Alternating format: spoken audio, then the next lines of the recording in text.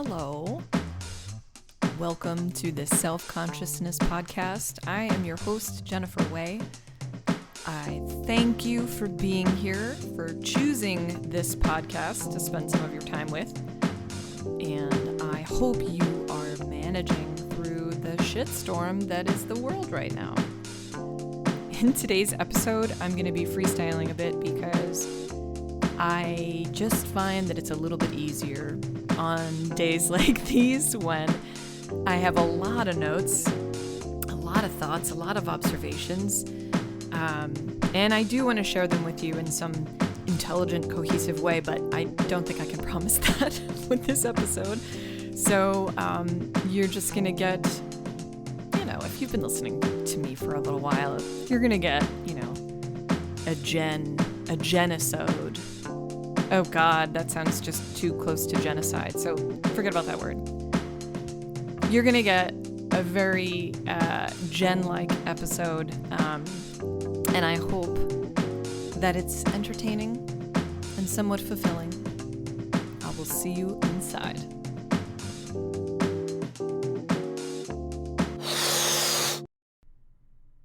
Okay, so maybe fulfilling wasn't the exact word I wanted to use.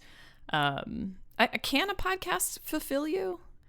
I don't know. I never really listened to many podcasts before, which could explain the format and why.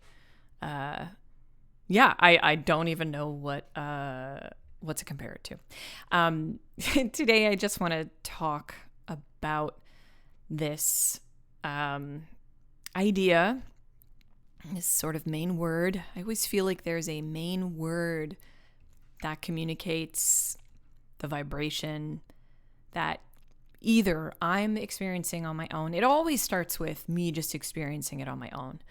And it's not until I come out of my cave and touch base with friends or interact with the world, which I've tried to lessen as much as possible, that I get a sense of a little bit of feedback as to the context of what I'm feeling, because I do find that a lot of people are experiencing the same thing.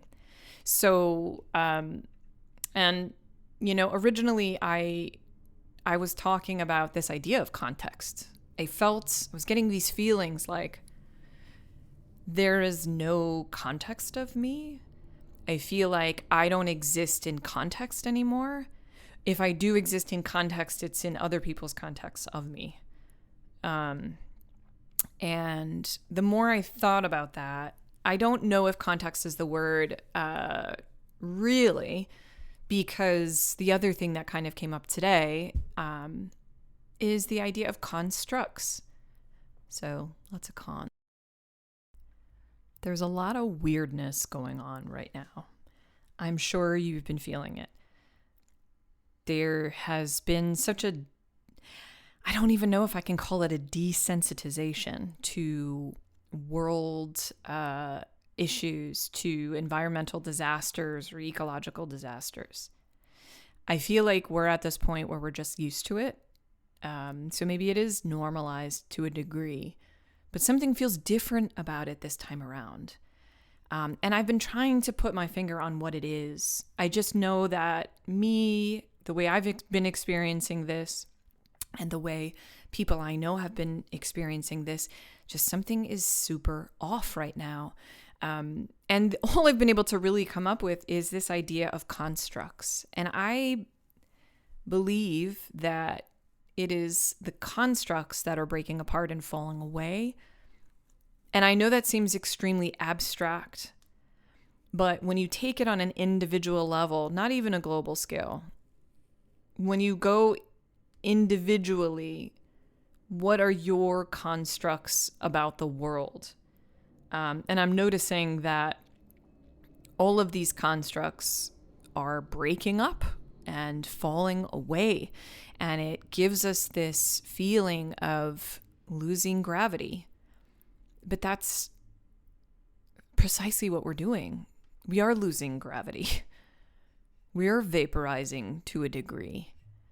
I feel like another thing about constructs is our relation to memory feels like it's even changing.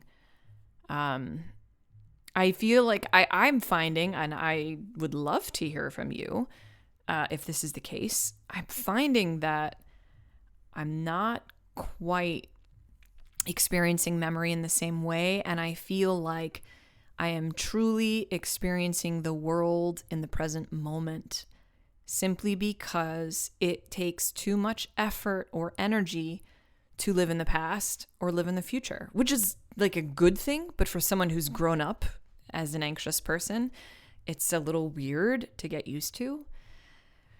Context, I think, for me that I had been running into is that I felt like whenever I had discussions with people, especially people who I hadn't spoken to in a long time, so much has changed in this year. I feel like people are still holding on to a version of me that simply doesn't exist. And when I find myself in conversation with those people, it's very painful, and it feels like I'm operating machinery and somehow I fucked it up and broke it, and it hurts. And then I have to kind of like pull back out. Because I feel like these interactions with people who are holding on to these old ideas of me are affecting the way I communicate. And this has to do with the fact that I have always been I don't know how to express this. My communication has never quite only been for communication. It's not like I'm just communicating. And I don't think this is unique to me. I think a lot of us tend to do this. Communication to me feels like I like to know what the situation I'm getting into is. I like to match a vibration. I was talking about this with Andy Murphy the other day. And I like to match a vibration when I'm with somebody. And it's not a great thing because it opens up the door to be able to like control the conversation or to control the interaction. And I've grown up learning how to do that. And it's not healthy and it's not very balanced because what I find myself doing is trying to alter the situation so that, and this is very difficult to admit, not difficult for me to admit, but it's like I'm like sweating admitting this right now because it's embarrassing, but it's true. I've learned to manipulate through conversation. I've learned to be able to kind of maneuver in and out of any conversation that I'm in so that I can find common ground with the person that I'm talking to. I don't know that that's a good thing. I feel like, again, it's like this sense of control. And I do remember my mom doing this a little bit. And I used to yell at her because I interpreted it as this is like her need to control the conversation, to control how she is seen, to control how she is presenting herself, to control how you're going to receive her. And I have fallen into this pattern. So I have found myself stepping back and observing while I do these things. And I'm just trying to become more aware of it. But as I kind of move through and recognize this within myself, it's almost impossible for me to explain myself. So I'm finding that when I do interact with people who are very disappointed by my actions or by my silence, I'm realizing that it's not about me at all. And as a person who's been trained in narcissism, hello, I've got my certification. That doesn't feel good because the whole point of my sort of upbringing, the way I communicate, the way we've learned to communicate or the way I learned to communicate had to do with winning people over. Strangely enough, I've never been able to like use this gift to make people pay me more money, like, or ask for a raise in a job, which, so it's like, it's not like I can control people's actions, but I can adjust to the environment very quickly. I'm a chameleon. I definitely am. People have told me before that I'm a mimic as well. And this doesn't feel very good. Like, I don't want to be that way, but this is just what I am.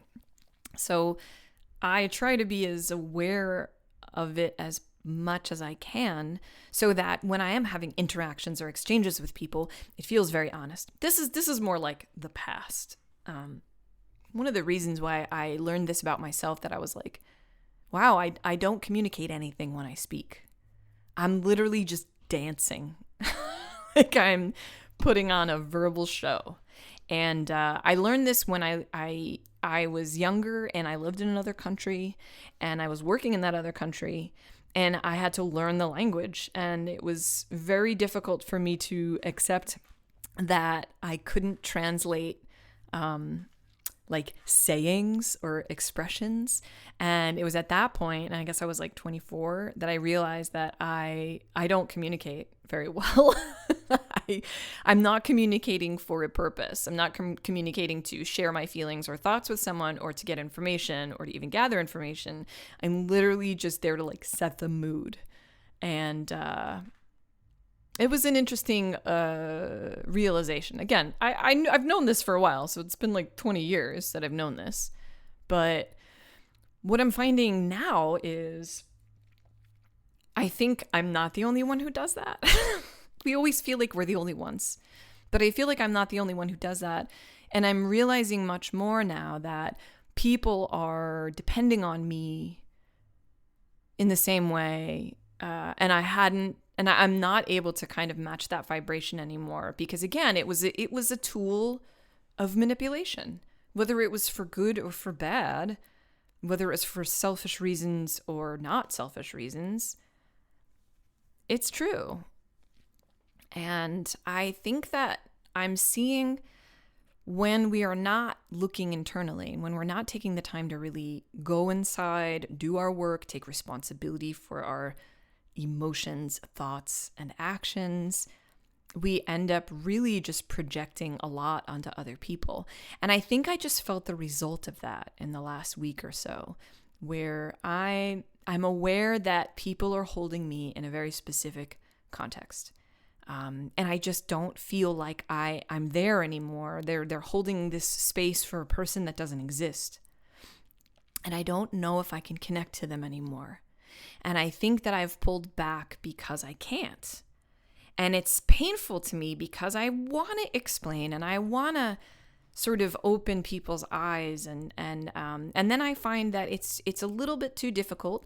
And then I also realize that it might not necessarily be my job to do that, whereas before I assumed it was my job to make myself clear. But again, I wasn't really communicating anything in the first place. So not all the time. I think this is just really referring to general conversation and things like that.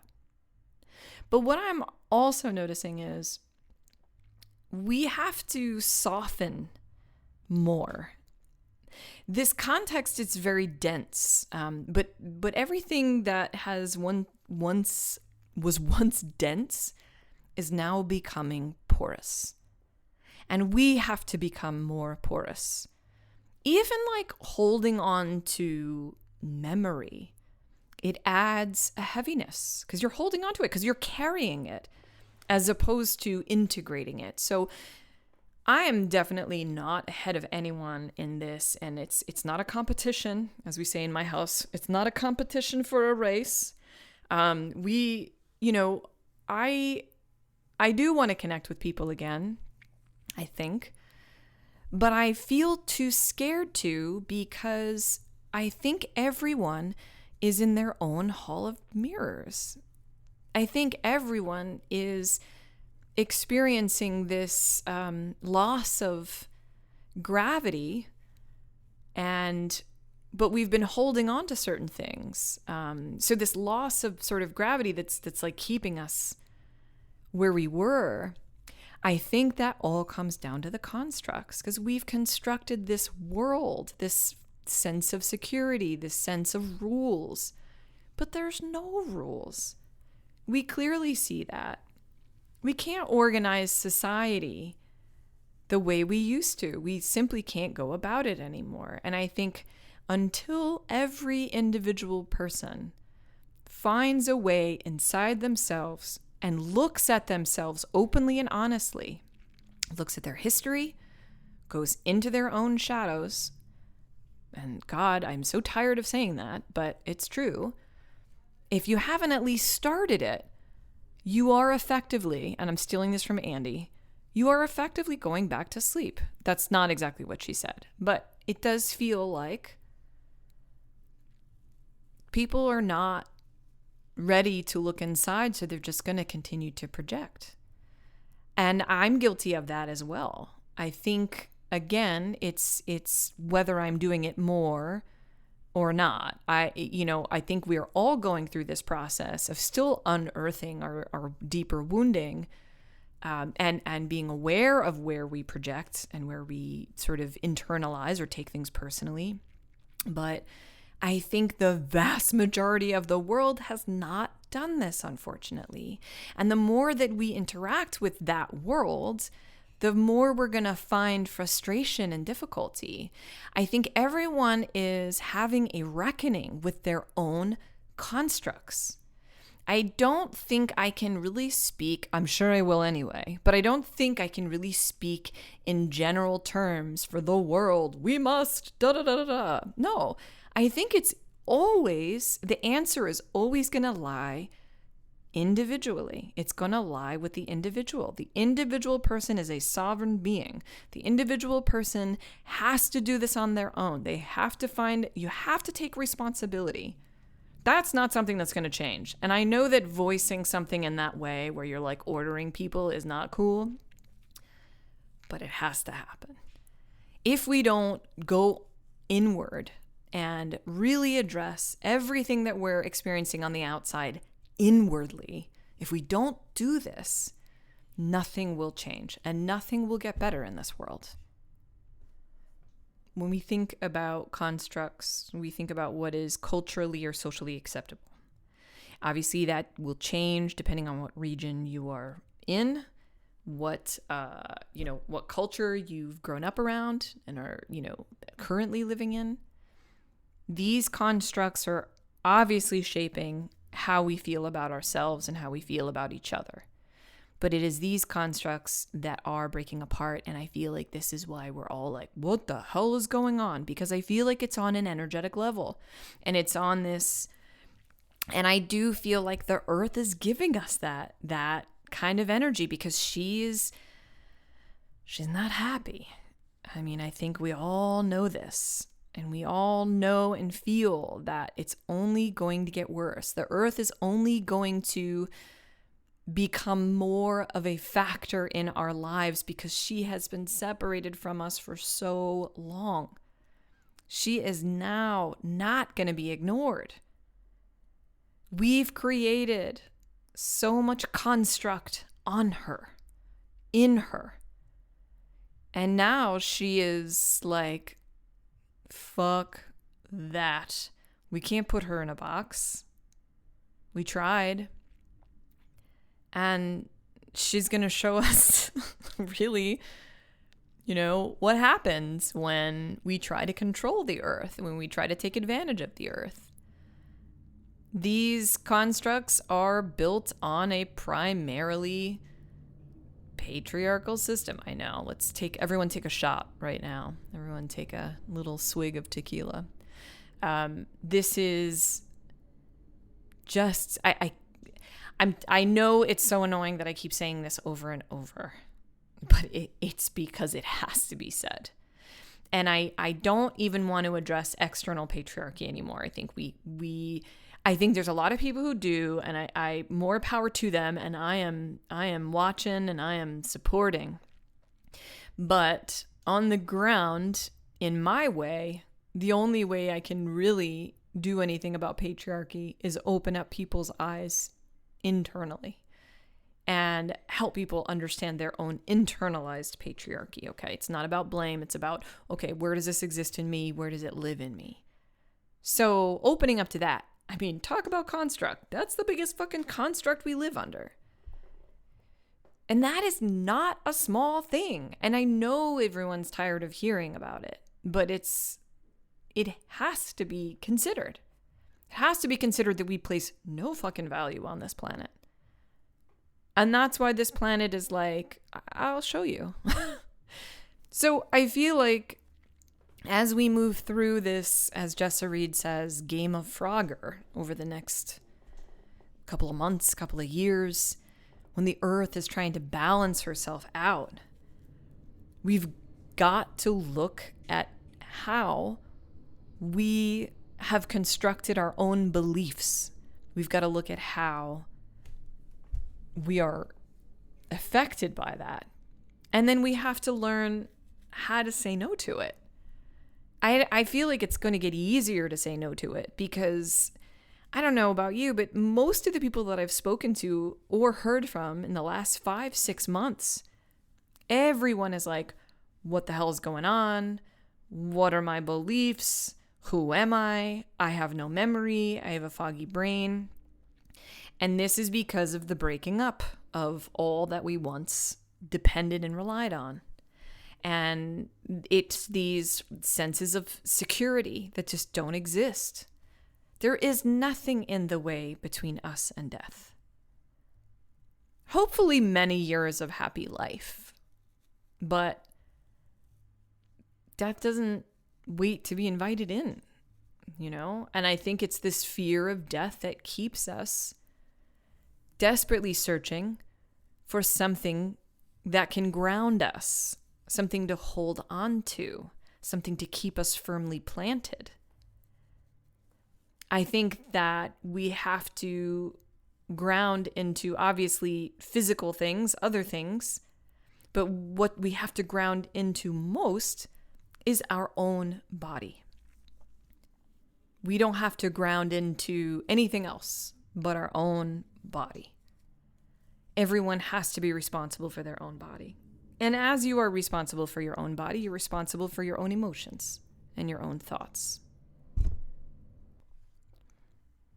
For the most part, a lot of us have been raised to put ourselves aside for other people. We've been taught that if you have a friendship, you've got to kind of like put yourself aside for that person.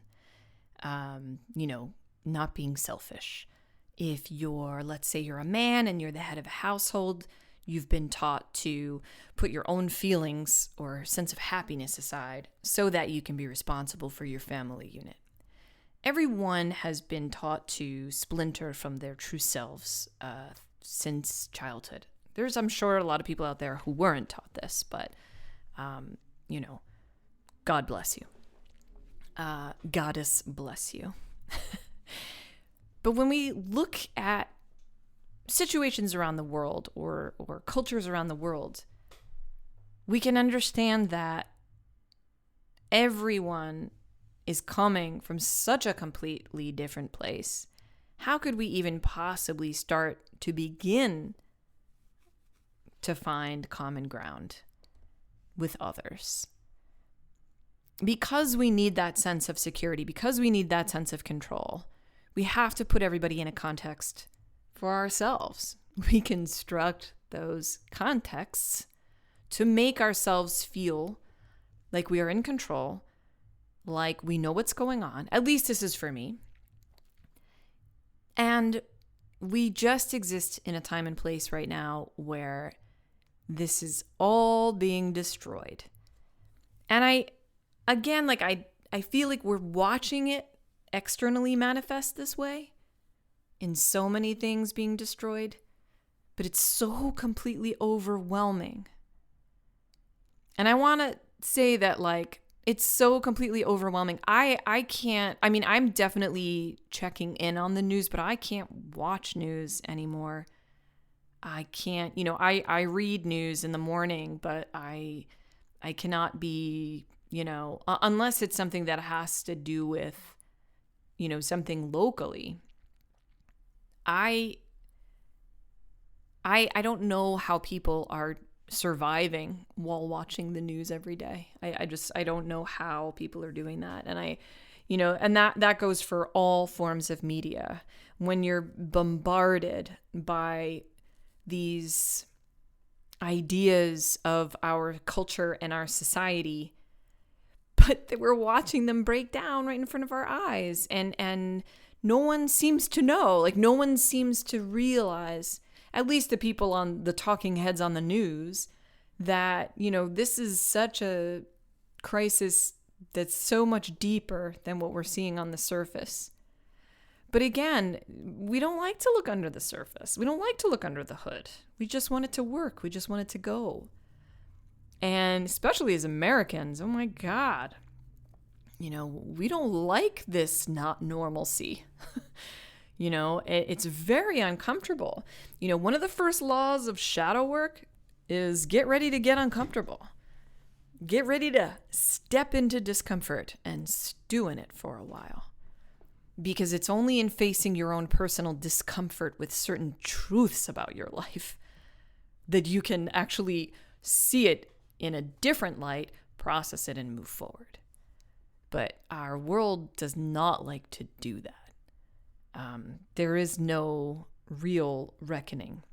As long as we can keep everybody asleep through this IV hookup drain of social media, commentary, platforms, television, film, movies, podcasts, this constant stream of programming, this constant stream of constructs, this constant stream of, oh no, like we still have you by the balls, even if you don't have any.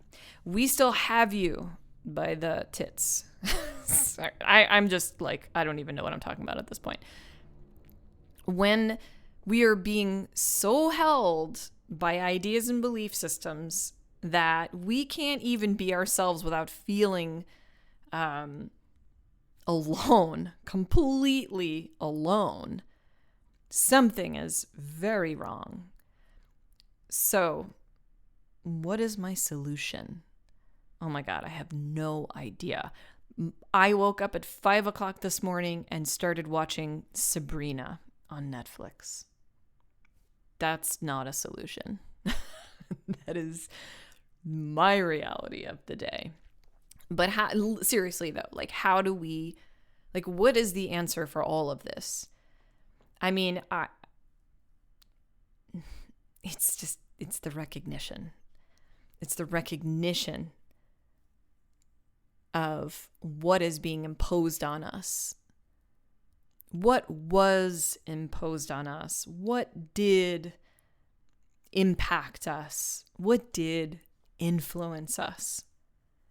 And it just keeps happening over and over and over until we stop it. Until we look at the behaviors that we exhibit, the behaviors, the habits that were based on history, that were based on past experiences.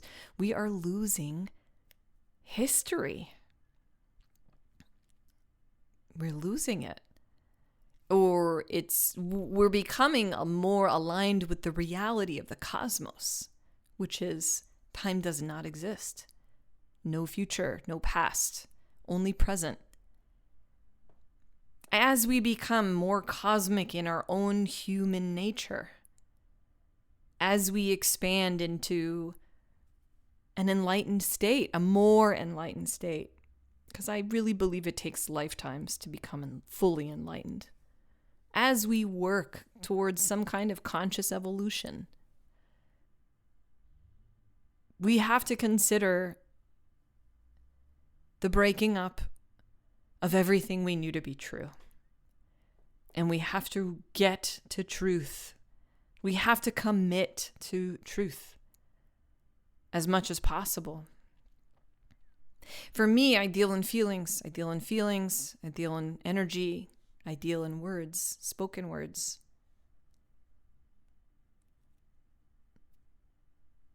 I don't know if I communicate truth so much as the truth of my feelings.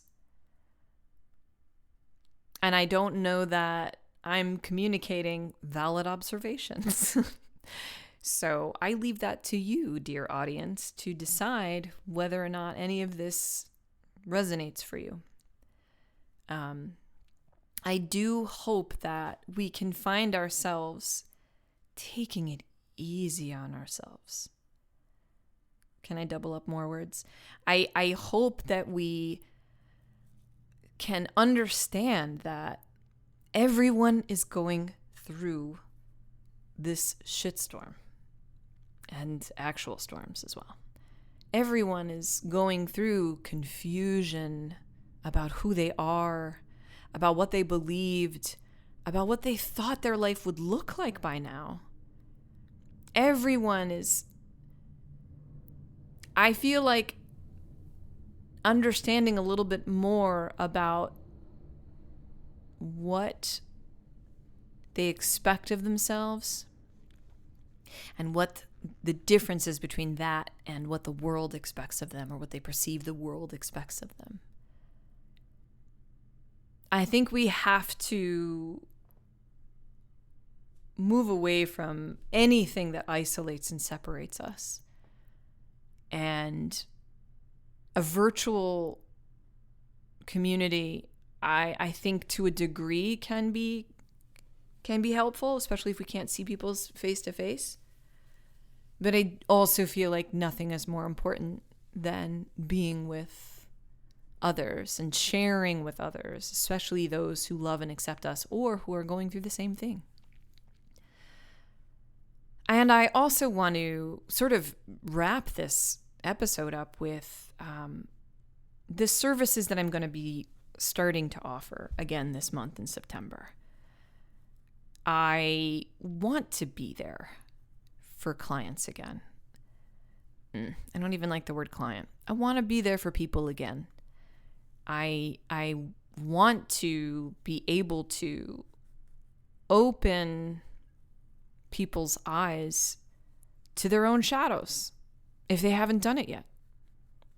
Because I want to do it with you gracefully and lovingly, because that's what you deserve. I hate selling myself. I'm not selling myself, but promoting my services, it feels icky to me.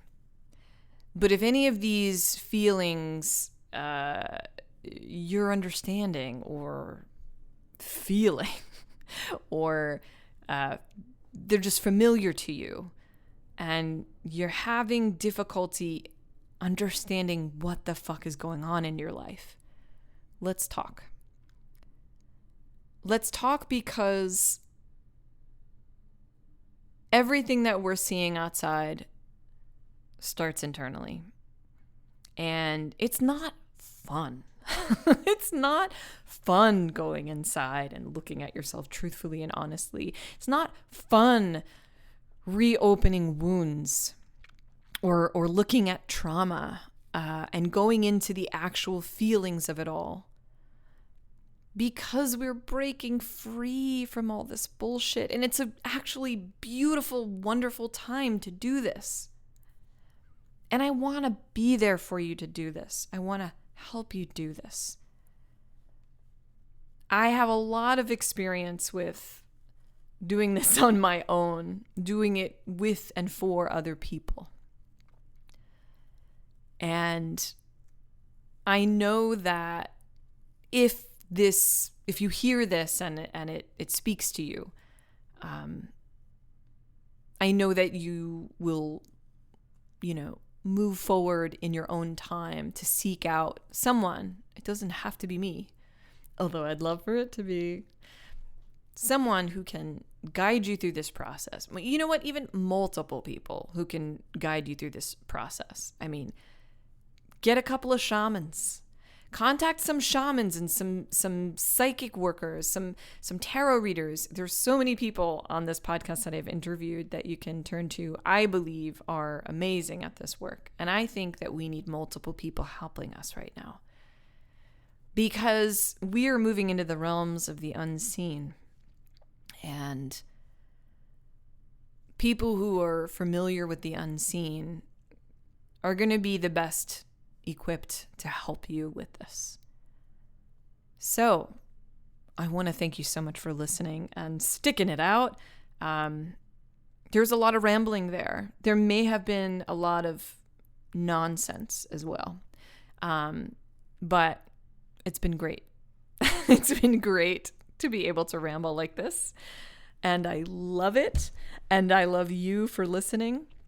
And yeah, this is what post-depression sounds like with unorganized notes. So yeah. Thank you so much for listening. See you next week.